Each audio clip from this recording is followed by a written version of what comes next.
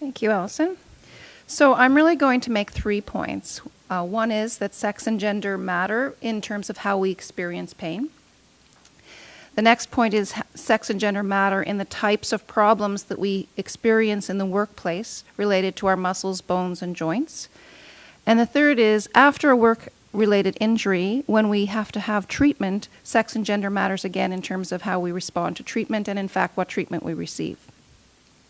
So in 2010, there was an international consensus to focus on the importance of unrelieved pain, and it was declared that relief of pain is a basic human right that should be available to everyone.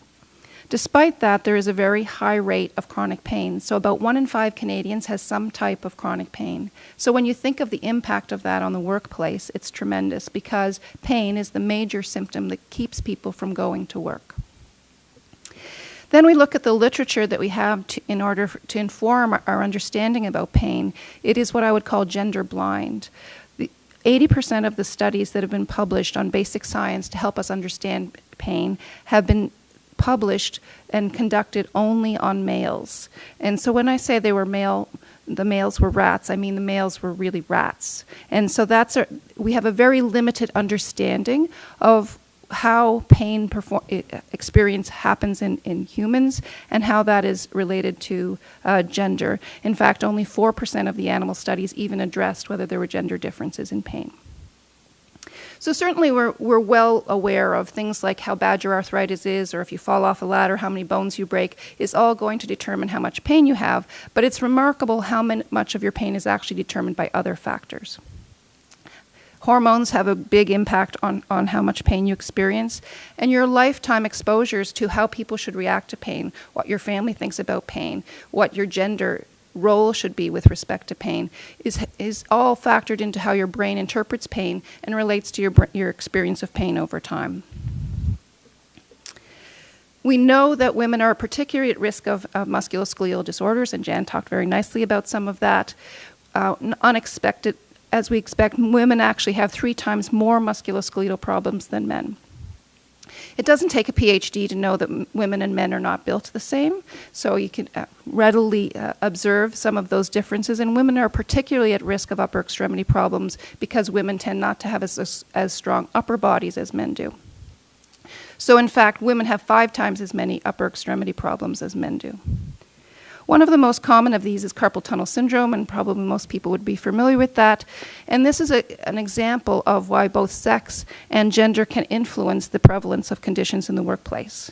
We know that people who perform repetitive work have higher rates of carpal tunnel syndrome, but we also know that women have much higher rates than men, even in those circumstances.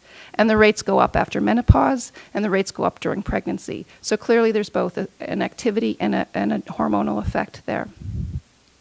Jen alluded to some of the problems like repetitive work, poor ergonomic equipment, and the fact that women often have less opportunity to relax their muscles outside of the workplace.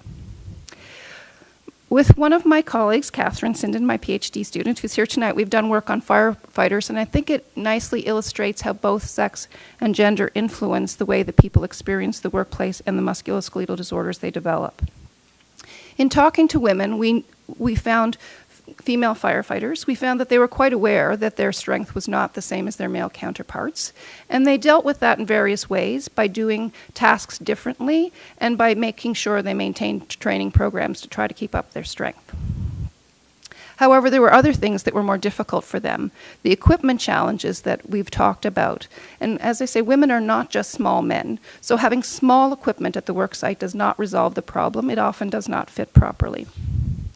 More concerning was that women often felt, because it's a male-dominated environment, and they weren't sure that their male counterparts were ready to accept them, they were reluctant to ask for help with difficult tasks that maybe should be shared because they did not want to appear weak.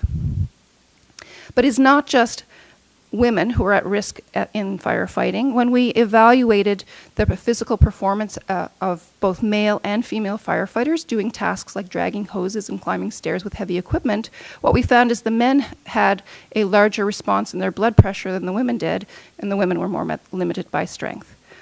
The men also, in some of our conversations with them, talked about some of the difficult experiences of firefighters have to experience, such as when someone dies in a fire, that because of the male-dominated culture, they often felt reluctant to talk about the pain of those experiences.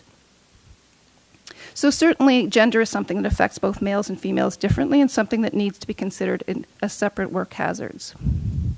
One of the interesting observations in terms of treatment is that you may receive different treatment depending whether you're a male or female.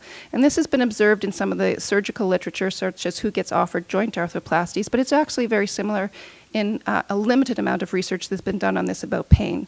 So if you go into an emergency department with severe pain, you're more likely to get pain medication if a woman is your physician, if you're a woman, and if you're a male, from a male physician. So clearly the treatment differences exist from the very beginning after your injury. But we're also starting to understand that women and men respond differently to pain medications. Women have different opioid receptors than men and respond differently to different painkillers. And we're also starting to understand that men and women are different in terms of their needs in terms of rehabilitation. There's a big emphasis on return to work in terms of self-management, being able to cope with your symptoms, and the information needs of men and women can be quite different. Women often want to be able to resolve the emotional relationships in their workplace, and men are very concerned about having programs that have a lot of practical advice.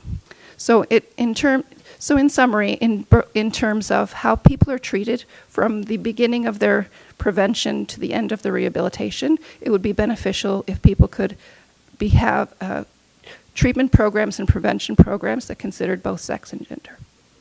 Thank you.